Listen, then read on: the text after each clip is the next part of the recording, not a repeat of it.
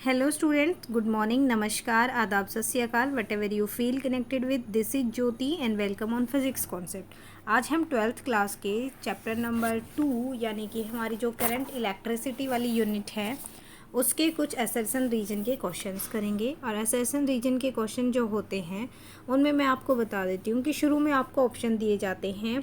ए assertion दिया होता है, आर रीज़न दिया होता है। अगर असर्शन भी ठीक है और रीज़न भी ठीक है and R is the correct explanation of A R, then option A is right answer. अगर आपका ए भी ठीक है और आर भी ठीक है but R is not a correct explanation of A, then B option right लगाना है आपको। अगर ए ट्रू है, आर फॉल्स है, तो C option.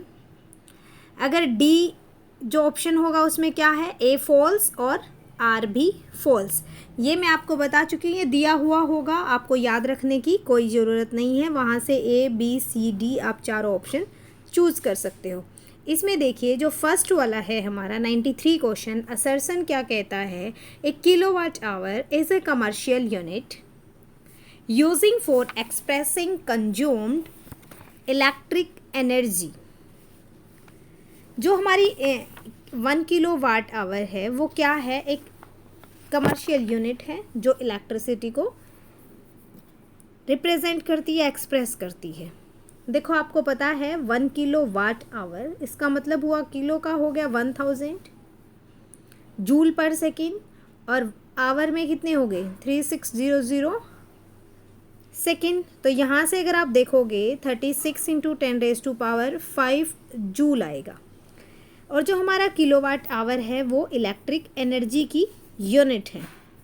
So it express है कंज्यूम्ड इलेक्ट्रिक एनर्जी, बिल्कुल सही बात है। और सेकंड में क्या कहता है रीज़न के अंदर कि kilowatt hour is a unit of electric power.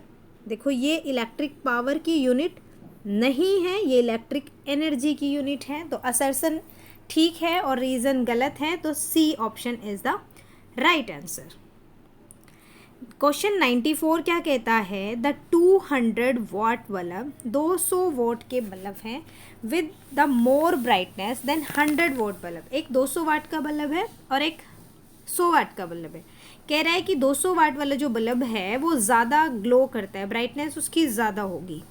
क्यों? देखो आपको पता है आर जो होता है is equal to V square divided by P होता है, यानी कि आर जो है हमारा वो डायरेक्टली प्रोपोर्शनल है 1/p के। आर है रेजिस्टेंस, पी क्या है पावर। अगर आपकी पावर ज़्यादा होगी तो रेजिस्टेंस कम होगा, और रेजिस्टेंस ज़्यादा होगा तो पावर कम होगी।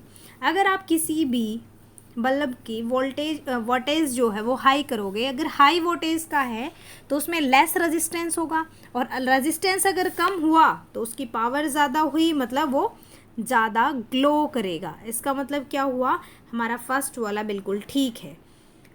सेकंड वाला ऑप्शन क्या कहता है कि ए 100 वोट बल्ब, जो 100 वोट का बल्ब है उसका रेजिस्टेंस ज़्यादा है और 200 का कम है। ये भी हमने देख लिया, बिल्कुल ठीक है। मतलब असर्शन भी ठीक है और रीज़न भी ठीक है, लेकिन प्रॉब्लम क्या है, इनकी एक्सप्लेनेशन अलग अलग हैं। R is not the correct explanation of A.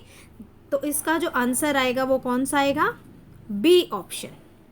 Okay, next है हमारा 95 क्वेश्चन क्या कहता है, heater wire must have high resistance and high melting point. जो हमारी हीटर वायर होती है वो उसका रेजिस्टेंस भी हमें हाई लेना है और हाई मेल्टिंग पॉइंट भी लेना है, बिल्कुल सही बात है ये भी। सेकेंड बात क्या कह रहा है, if the resistance is high the electric conductivity will be less. इसीलिए हम लेते हैं कि रेजिस्टेंस हाई हो और कंडक्टिविटी उससे कम हो जाए। आपको पता है रेजिस्टेंस और कंडक्टिविटी आपस में इन्वर्सली प्रोपोर्शनल होती हैं। अब आप देखिए जो असर्शन कह रहा है, हीटर की जो वायर होती है वो हाई रेजिस्टेंस लेते हैं, और वो high resistance high melting point दोनों लेते हैं। क्यों लेते हैं भाई, क्योंकि सीरीज़ करंट के अंदर ये सारी की सारे सेम रहते हैं। अगर हम इनको सीरीज में जोड़ेंगे तो करंट रिमेन सेम। और जो हमारी जूल का लो होता है, जूल्स लो यानी कि हीट वाला लो होता है, वो क्या कहता है, I² R T कहता है।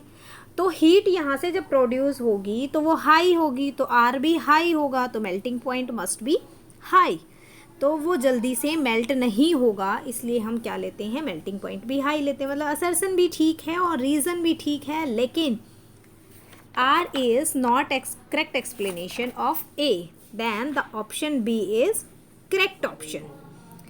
नेक्स्ट जो है हमारा क्वेश्चन 96, उसमें क्या है, असर्सन कहता है fuse wire must have high resistance. आप फ्यूज वायर के बारे में कह रहे हैं एंड लो मेल्टिंग पॉइंट।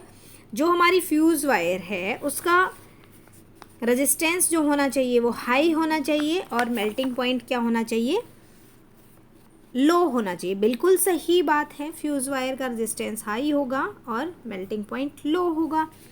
क्यों होगा भाई, क्योंकि इसके अंदर भी वही बात काम करेगी कि पूरे के पूरे सर्किट के अंदर अगर फ्यूज़ वायर का हाई रेजिस्टेंस है तो सीरीज में अगर है तो करंट क्या होगा, सेम रहेगा। तो जो जूल्स लो है उसके according H is equal to I square R T. Heat produce होगी, R हाई होगा, मेल्टिंग पॉइंट लो होगा, तो वो मेल्ट हो जाएगा जल्दी से और अंदर के टेम्परेचर को ज़्यादा नहीं होने देगा, खुद ही मेल्ट हो जाएगा। सेकेंड बात क्या कह रहा है, रीज़न क्या कहता है कि fuse is use for small current flow. ये बात बिल्कुल गलत है, क्योंकि जो हमारा जो करंट फ्लो, जैसे ही हमारा सर्किट का टेम्परेचर इंक्रीज़ होना शुरू होगा, ज़्यादा होने से पहले ही हमारा फ्यूज़ मेल्ट हो जाएगा और सर्किट ब्रेक हो जाएगा और हमें करंट वरंट लगने की कोई दिक्कत नहीं आएगी। तो इसका मतलब ये बात क्या हो गई, हमारी गलत हो गई। तो असर्शन ठीक है लेकिन रीज़न क्या है, गलत है। तो option C is correct option for this. Next है हमारा 97 क्वेश्चन, क्या कहता है कि a person touching a high power line get stuck with the line. अगर एक आदमी है वो क्या हो गया, हाई पावर लाइन के पास जाता है, टच करता है अगर, तो वो उस लाइन से स्टक कर जाता है। देखो, जैसे ही आपको एक बात बताऊं, जो इसका रीज़न है वो क्या कहता है, the current carrying wire attracts the man towards it. देखिए मैं आपको बता दूं कि अगर हम एक पर्सन है वो टच करता है किसी वायर को, वहाँ पे कोई स्पेशल अट्रैक्टिव फोर्स नहीं होता है कि वो उसको स्टक करेगा, बट उसका एक्चुअल रीज़न क्या होता है कि एक करंट होता है of the order of 0.05 ampere या फिर even less then in the order of disorder of their nervous system. जैसे ही टच किया तो उसका नर्वस सिस्टम अफेक्ट कर जाता है और आदमी क्या कर जाता है, अपना कंट्रोल खो देता है, या फिर आपका जो नर्वस सिस्टम है उसकी काम करने की एबिलिटी ख़त्म हो जाती है। ऐसा हो सकता है कि टेम्परेरी लॉस हो जाए या फिर परमानेंट लॉस भी हो सकता है। ओके, तो इसमें असर्शन भी गलत है और रीज़न भी गलत है, दोनों के दोनों गलत हैं और D option is the right answer for this question 97 question. Next है 98 क्वेश्चन, क्या कहता है, दो the same current flows through the live wire and the filament of the bulb, but heat produced in the filament is much higher than it in the live wire. अगर live, एक हमने ले ली है वो लाइव वायर, एक ले लिया है फिलामेंट, दोनों के अंदर सेम करंट अगर फ्लो कर रहा है, बट जो हीट प्रोड्यूस हो रही है वो क्या है, फिलामेंट में ज़्यादा है at compare to live wire. ऐसा होता है, ये बात बिल्कुल ठीक है, क्योंकि जो हमारा फिलामेंट है किसी भी बल्ब का एंड द लाइव वायर, दोनों के दोनों सीरीज़ के अंदर होते हैं। अगर दोनों सीरीज़ के अंदर होंगे तो आई की वैल्यू हमेशा सेम रहती है सीरीज़ में, आपको भी पता है ये बात। और अगर आप एच की वैल्यू देखो वो क्या होती है, आई स्क्वेयर आर टी होती है। तो इसके अंदर जो रेजिस्टेंस होता है फिलामेंट का वो ज़्यादा होता है किससे, लाइव वायर से। So the heat produce in the filament is much higher than that of the live wire.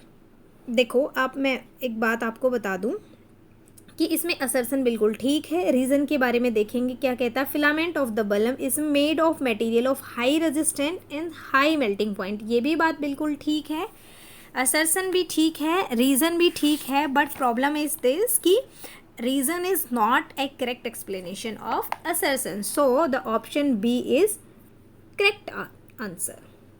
Okay, next जो है हमारा क्वेश्चन वो क्या है, 89 क्वेश्चन, ये रिपीट हो गया है, कोई बात नहीं। 89 करेंगे। The current in a wire is due to the flow of free electron in a definite direction. किसी भी वायर के अंदर जब करंट का फ्लो करता है वो किसकी वजह से होता है, फ्री इलेक्ट्रॉन्स के फ्लो की वजह से एक डेफिनेट डायरेक्शन मिलती है। ये बात बिल्कुल ठीक लग रही है, आपने पढ़ा भी होगा बहुत बार। सेकंड बात क्या कह रहे हैं, एक current carrying wire should have non zero charge. देखो कोई करंट कैरिंग वायर है, उसके अंदर नॉन जीरो चार्ज तो हो ही नहीं सकता। ऐसा हो सकता है कि नंबर ऑफ प्रोटॉन्स और नंबर ऑफ न्यूट्रॉन दोनों के दोनों सेम हो जाए, नंबर ऑफ प्रोटॉन और इलेक्ट्रॉन सेम हो जाए और नेट चार्ज उसके ऊपर ज़ीरो हो सकता है। तो जो करंट है हमारा फ्लो कर रहा है किसकी वजह से, इलेक्ट्रॉन की वजह से, लेकिन डेफिनेट डायरेक्शन भी उसी की वजह से मिलती है, बिल्कुल सही बात है। Number of the protons in a wire at any instant will be equal to number of the electron and the charge of the electron, equal हो सकता है, and the opposite of the proton हो सकता है। तो फिर net charge zero हो सकता है, ऐसे तो नहीं हो सकता कि नॉन जीरो आ जाए, नॉट पॉसिबल। तो ये बात बिल्कुल गलत है और ये सही है then the C option. Next जो क्वेश्चन है हमारा 100 क्वेश्चन, क्या कहता है असर्शन इसमें, current is a scalar quantity. Current एक स्केलर क्वांटिटी है, आपको भी पता है कि करंट जो है हमारा वो क्या है, एक स्केलर क्वांटिटी है। सेकेंड बात क्या कहता है कि current electric current arises due to a continuous flow of charge particles और आयन। ये भी बात बिल्कुल ठीक है।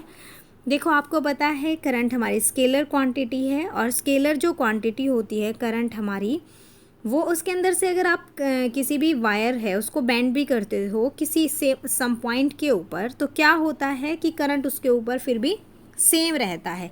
वेक्टर क्वांटिटी में होता तो उसके ऊपर करंट चेंज हो जाता और उसकी डायरेक्शन चेंज हो जाती, लेकिन ऐसा नहीं होता, इसलिए करंट हमारी स्केलर क्वांटिटी है। और जो हमारी करंट है वो वेक्टर एडिशन लॉ को फॉलो भी नहीं करता है, इसलिए भी ये स्केलर क्वांटिटी में काउंट होता है।